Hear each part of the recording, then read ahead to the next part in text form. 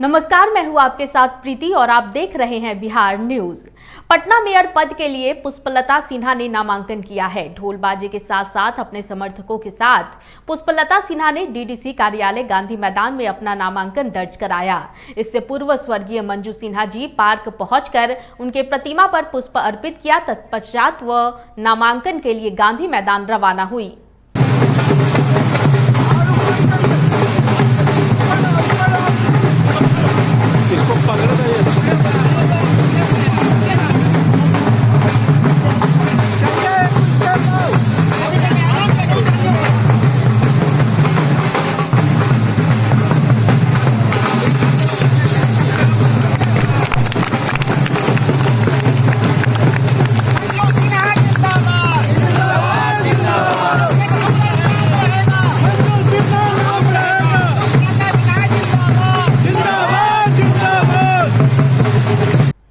मामला मसौढ़ी थाना अंतर्गत मटहौड़ा गांव का है, जहां बीते दिनों हत्या कर दी गई थी, जिसका शव सड़ी गली अवस्था में उसके घर से बरामद किया गया था। इस मामले में वादिनी प्रियंका कुमारी ने मसौढ़ी थाने में मामला दर्ज कराया था। कांड की गंभीरता को देखते हुए वरीय पुलिस अधीक्षक पटना एवं सिटी एसपी पूर्वी प्रमोद कुमार, अपर पुलिस अधीक्षक वैभव शर्मा, थाना अध्यक्ष संजय कुमार, एसआई रणविजय कुमार, एसआई जावेद अहमद को सम्मिलित करते हुए एक टीम का गठन किया गया।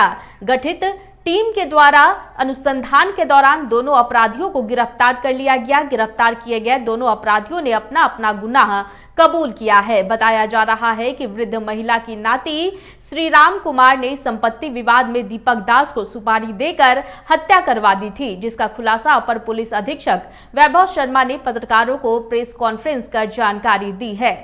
2022 को वादिनी प्रियंका कुमारी द्वारा अपनी माता की हत्या का एक केस रजिस्टर कराया गया। इसका कांड संख्या 509/22 था। मटौरा गांव में 8 तारीख को गांववासियों को घर से बदबू आ रही थी, तो उन्होंने वादिनी प्रियंका कुमारी को बताया। इस घर में वादिनी की माता दसमंती देवी रहती थी। दसमंती देवी इससे पहले कुछ महीनों से टेहटा अपनी बेटी के यहाँ रह रही थी और 2 दिन पहले ही अपने गांव लौट के रही थी किसी काम से। 8 तारीख को जब बदबू आई और इनकी बेटी वहां पर आई, तो उन लोगों ने जब गेट बंद पाया तो उन्होंने पुलिस को बुलाया। पुलिस की मदद से जब गेट तोड़ा गया तो अंदर मृतका की डेड बॉडी मिली थी, जिसमें कोई वस्त्र नहीं था और ऊपर से एंट्री के लिए एक सरिया भी टूटा हुआ था। इसी में तकनीकी एविडेंस और ह्यूमन इंटेलिजेंस के बेस पर हम लोगों की टीम ने काम किया। इसमें मसौढ़ी थानेदार संजय कुमार, रणविजय और अनुमंडल ऑफिस के टेक्निकल टीम ने भी काम किया था, जिसके बेस पर जो आसपास के लोगों की गतिविधियों को हम लोगों ने मॉनिटर किया और एक दीपक कुमार पिता स्व बाल मुकुंद दास, ये मृतका के घर के सामने ही रहते थे और ये भी रिश्ते में मृतका के साथ रिलेशन में थे। ये घटना के अगले दिन से ही गायब हो गए थे और लगभग 12-13 तारीख के बाद, रक्षाबंधन के बाद ये दोबारा गांव में लौट कर आए। इस चीज़ से हमको शंका हुई। उसके बाद जब हमने मृतका के मोबाइल का टेक्निकल एविडेंस के ज़रिए निरीक्षण किया, एनालाइज किया, तो हमने देखा कि मृतका के मोबाइल में मृत होने के अगले ही दिन दीपक दास का नंबर यूज़ हुआ है। तो हमारी शंका ऑलमोस्ट श्योर हो गई कि दीपक दास का इस केस में इन्वॉल्वमेंट है। पूछताछ के लिए हमने दीपक दास को हिरासत में लिया और पूछताछ के क्रम में उसने अपने गुनाह को कबूलते हुए बताया कि चूंकि मृतका ने अपनी बेटी प्रियंका कुमारी के नाम आधी संपत्ति अपनी लिख दी थी, तो उनकी पहली वाली पत्नी जो उनके पति से थी, उनके जो बेटी के बच्चे थे श्री राम कुमार, पिता श्री सुरेश रविदास, वो काफ़ी खफा थे इस चीज़ से और उन्हीं ने नदौल में दीपक दास के साथ मिलकर ये योजना बनाई और 10,000 रुपये देकर इस घटना को अंजाम दिलवाया। मसौढ़ी थाने ने सराहनीय कदम उठाते हुए गुम हुए या खोए हुए मोबाइल फोन को बरामद करते हुए वास्तविक मोबाइल धारकों को मसौढ़ी थाने में बुलाकर अपर पुलिस अधीक्षक वैभव शर्मा ने उन्हें सुपुर्द कर दिया। आपको बता दें कि इन मोबाइल धारकों ने अपने अपने खोए हुए या गुम हुए मोबाइल को लेकर मसौढ़ी थाने में सनहा दर्ज कराया था। जिस तरीके से हमने कुछ महीने पहले भी जो घटना वगैरह होती हैं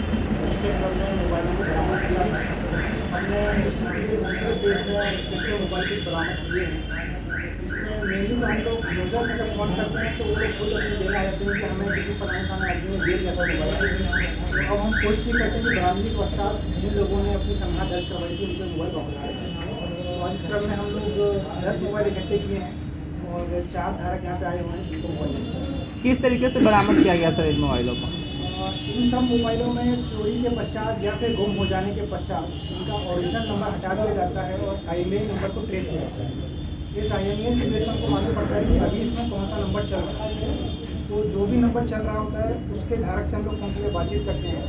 अगर वो कोऑपरेटिव हमको मालूम पड़ जाता है कि इसको धोखे में रख के इसने इसको मोबाइल दे दिया है, कोऑपरेटिव नहीं है तो हमको मालूम पड़ता है कि हाँ ये चोरी का हो सकता है और उसमें फिर अनुसंधान आगे बढ़ता है। खबर राजधानी पटना से है, जहां वार्ड नंबर 55 से वार्ड पार्षद प्रत्याशी विनोद कुमार पाठक ने अपना नामांकन किया है। बता दें कि काफी सरल तरीके से एक प्रस्तावक एक समर्थक के साथ अपना नामांकन उन्होंने दाखिल किया। वहीं नामांकन करने के बाद मीडिया से बात करते हुए वार्ड पार्षद प्रत्याशी विनोद कुमार पाठक ने कहा कि इस बार जनता परिवर्तन के मूड में है और परिवर्तन होगा। हम 55 नंबर वार्ड से पार्षद के लिए नॉमिनेशन किया। विनोद कुमार पाठक मेरा नाम हुआ। क्या मुद्दों के साथ उतर रहे हैं? मुद्दा तो है पटना का सबसे गंदा माने कहिए तो 55 नंबर वार्ड है। अब उसको 55 नंबर वार्ड को सुंदर बनाना है, स्वच्छ बनाना है, वही मिशन है। अब जनता जनार्दन के हाथ में है। अगर जनता चाहेगा तो 55 नंबर वार्ड को सुंदर और स्वच्छ बनाएंगे। जनसंपर्क अभियान करें तो लोगों का क्या रिस्पॉन्स मिल रहा है? बहुत अच्छा रिस्पॉन्स है।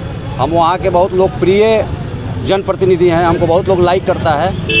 क्या आप विजयी होंगे इसमें? बिल्कुल, जनता जनार्दन का कृपा होगा तो जरूर विजयी होंगे। खबर राजधानी पटना से है, जहां मिसेज इंडिया 2021 की विजेता श्वेता झा ने मेयर पद के लिए अपना नामांकन किया है। अपने सैकड़ों महिला एवं पुरुष समर्थकों के साथ मिसेज इंडिया ने अपना नामांकन किया। नामांकन करने के बाद मीडिया से बात कर कहा कि मैं पटना की बेटी हूं, बहू और बहन हूं। मैं आराम की जिंदगी छोड़कर जनता की सेवा करने आई हूं। एक बार मुझे पटना की जनता मौका दे, मैं उनकी उम्मीदों पर बिल्कुल खरी उतरूंगी और जिस तरह से अपने देश का नाम मैंने रोशन किया है वैसे ही पटना का भी अच्छा काम करके नाम रोशन करूंगी। मेरा नाम श्वेता झा है। मैं भागवत नगर पटना नगर निगम की निवासी हूँ। 25 सालों से मेरा मकान है। पटना मेरी मातृभूमि है और मैं यहाँ मेयर पद के लिए 75 वार्ड के मेयर पद के लिए प्रत्याशी। क्या कुछ काम करेंगे अगर आप जीत कर आती है? बहुत सारी योजनाएं हैं और इस बार सबसे खुशी की बात है कि उन्हें चुनना है जिनके हाथ में शक्ति है ये देने की कि 5 साल वो किन को चुनना चाहती हैं, वो किन को अपना आशीर्वाद देना चाहती हैं। अब ये उनके तक है। इसीलिए मैं बहुत हर्षित हूँ कि जनता जो चाहती है कि एक शिक्षित कर्मठ महिला आए जो वाकई में कुछ करना चाहती है। मैंने बिहार का नाम पूरे भारत में ही नहीं 7 महाद्वीप में किया। मैं मिसेस इंडिया कॉन्टिनेंट की विनर भी हूँ। मैंने सिर्फ बिहार ही नहीं, पटना ही नहीं, पूरे भारत के अलग अलग इलाकों में सामाजिक कल्याण किया है। मुझे दिल से ये लगता है और समझ में आता है कि पटना मेरा 44वें नंबर रैंकिंग पे लिस्टिक पे, ये हम सबको शर्मसार करता है। 48 की रैंकिंग हो जिसमें 44वां रैंकिंग, क्या ये आप सभी को शर्मसारित नहीं करता है? क्या आप उसे नहीं चुनना चाहते हैं जो अपना घर, जो अपने चकाचौंध भरी जिंदगी को छोड़कर पटना के हर एक रोड पे, हर एक वार्ड में, हर एक मंडल में जाने के लिए वो चाहती हैं और समस्या को समझना चाहती हैं। समस्याएं तो दिख रही हैं, घोर समस्या। जब आपके सर से ऊपर पानी चढ़ जाता है तब आपको लगता है कि बाहर से कितना दिन सिस्टम को कोसूं, कितने दिन कोसूं। जनसंपर्क अभियान कर रहे हैं, लोगों का क्या रिस्पॉन्स आ रहा है? लोगों का रिस्पांस बहुत अच्छा है क्योंकि जब मैं भी जनता थी तो भी मैं भी यही चाहती थी कि कोई शिक्षित व्यक्ति आए, कोई ऐसा व्यक्ति आए जो काम करने का जज्बा रखता हो, जिन्हें पहले भी कार्य करने की किया हो और उन्हें कार्य प्रणाली पता हो। मैम जी, एक सवाल, आप अपनी चेहरा को पूरे दुनिया में चमका चुकी है, मिसेज इंडिया का खिताब 2021 में ले चुकी है और अब आप राजनीति में आई है, तो क्या पटना को अपने चेहरे की तरह चमका पाएंगी?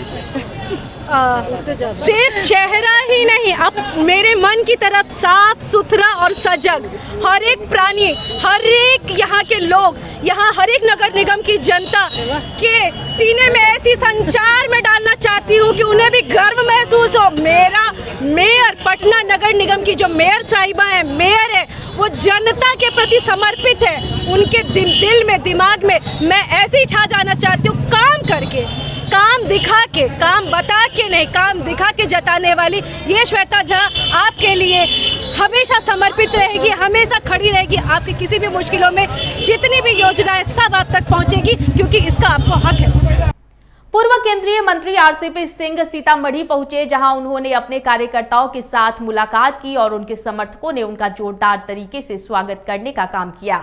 इस दौरान आरसीपी सिंह के काफिले में हुटर बजता दिखाई दिया। गौरतलब है कि हुटर वीवीआईपी पर्सन को सुरक्षा के मद्देनजर इस्तेमाल करने की इजाजत प्रशासन के द्वारा दी जाती है। पत्रकारों के सवाल का जवाब देते हुए आरसीपी सिंह ने कहा कि जो उनको इन दिनों हल्के में ले रहे हैं वो खुद हल्के में उड़ जाएंगे। हल्के में ले रहे हैं, पहले बहुत खास थे।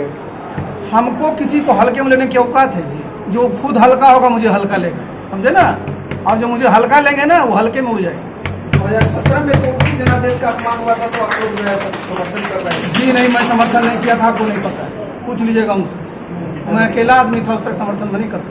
2000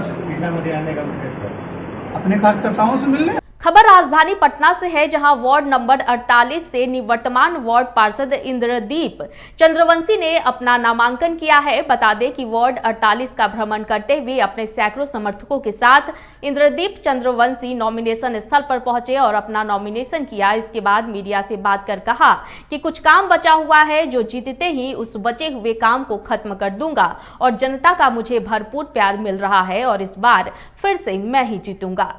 पिछले 5 साल से चूँकि यहाँ का पार्षद रहा हूँ और पटना नगर निगम का कैबिनेट मेंबर रहा हूँ, उस नाते जो शक्ति यहाँ के लोगों ने मुझे दिया और भारत की संविधान ने जो मुझे शक्ति दिया, नगरपालिका का एक्ट ने जो मुझे शक्ति दिया था, उसके हिसाब से मैंने कोशिश की है कि अपने वार्ड के स्वरूप को बदल सकूँ। और विरासत में जिस रूप में मुझे ये वार्ड मिला था उसको संभालने में चूँकि काफ़ी समय लगे और कई कुछ काम शेष बाकी भी रह गए हैं, ये मेरा यह मानना है। जैसे आपका सैदपुर नहर रोड जो है वो मेरी प्राथमिकता में है कि किसी भी कीमत पर सैदपुर नहर रोड को ढाक करके सड़क बनाया जाए, ये मेरी प्राथमिकता में है। और कई ऐसे कार्य जो कि यहाँ के लोगों के लिए आवश्यक थे, चाहे पानी की समस्या हो, सामुदायिक भवन का अभाव हो, सड़क का अभाव हो, नाली गली की दिक्कतें हो, तमाम चीज़ों को हमने कोशिश की है। सबसे बड़ी बात यह थी कि यहाँ के लोग चूँकि राशन कार्ड के लिए पिछले 15 साल से लोग परेशान थे।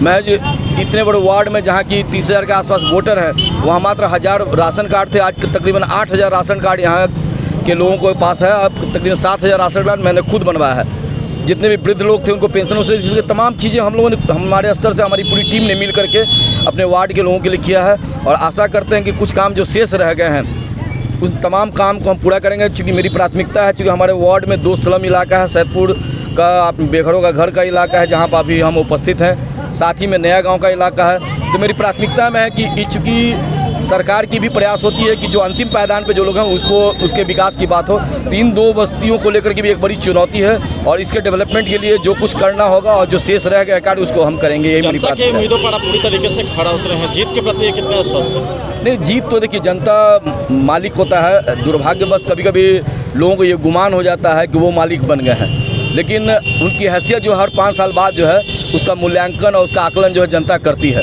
तो हम चुनावी मैदान में अगर मैंने अच्छा किया है, अगर यहाँ के लोगों के आशाओं पे, उम्मीदों पे अगर खड़ा उतरे होंगे तो निश्चित तौर से अगली बार भी पुनः मैं इस वार्ड का पार्षद बनूंगा। और मेरी जो समझ बूझ है, जो पिछले 5 साल तक हमने नगर निगम को समझा है, इस सरकार को समझा है, तो निश्चित तौर से अगर इस बाग का बागडोर मेरे हाथ में होगा तो इस वार्ड की सूरत को, उसकी तस्वीर को बदलने में हम कामयाब होंगे। यही भरोसा हम अपने लोगों को दिलाते हैं। कटिहार जिले के प्राणपुर थाना क्षेत्र के अमडोल गांव निवासी प्रमोद कुमार सिंह की बीते 16 सितंबर को पुलिस कस्टडी में मृत्यु हो गई थी। उक्त घटना को लेकर मृतक के परिजनों और ग्रामीणों ने आक्रोशित होकर थाने पहुंचकर तोड़फोड़ करते हुए पुलिस कर्मियों की जमकर पिटाई की थी। घटना को लेकर प्राणपुर पुलिस के द्वारा 57 नामजद एवं 500 से अधिक अज्ञात लोगों के विरुद्ध मामला दर्ज किया गया है। घटना की सूचना पाकर कांग्रेस नेता आफ्ताब कंचन मृतक प्रमोद कुमार सिंह के घर अमडोल गांव पहुंचकर उनके परिजनों से रूबरू होते हुए आर्थिक सहायता के रूप में 5000 नगद दिए एवं सरकारी सहायता दिलाने का आश्वासन देते हुए पुलिस के द्वारा बेकसूर लोगों को केस में नामजद अभियुक्त बनाने को लेकर वरीय अधिकारी से मिलकर निजात दिलाने की बात कही। आज दिन घटी थी, कांग्रेस पार्टी का मीटिंग था बिहार का पटना में, तो हम लोग सभी कांग्रेस के लोग जो है पटना में थे, तो उस दिन यहाँ से आया तो आज तमाम लोगों के अपने लोगों को लेके परिजन लोगों से मिलने के लिए आप लोगों के बीच आया हूँ, इन लोगों से मिलने के लिए। ये जो घटना घटी है, जो हम लोग सुनते थे कि पुलिस कस्टडी में मौत होती है, लेकिन यहाँ पर जो प्राणपुर थाना, जो आप तमाम लोगों को जानकारी है कि प्रमोद सिंह का थाना कैंपस में उनको यहाँ से जो लेके गया वो सही सलामत गए, और वहाँ से जब वापस आया तो उनका डेड बॉडी आया। तो ये बहुत ही दर्दनाक घटना है। सरकार को इसका सीबीआई जांच होना चाहिए। हम लोग तमाम लोग मांग करते हैं। हमारी सरकार है, हम अपने सरकार के मुखिया जो नीतीश कुमार जी हैं, जो न्याय के साथ विकास की बात करते हैं हमेशा, मैं उनसे ये मांग करता हूँ कि ये इसमें न्यायिक जांच होना चाहिए। इस वक्त की खबरों में फिलहाल इतना ही। मुझे दीजिए इजाजत, लेकिन देखते रहिए बिहार न्यूज। नमस्कार।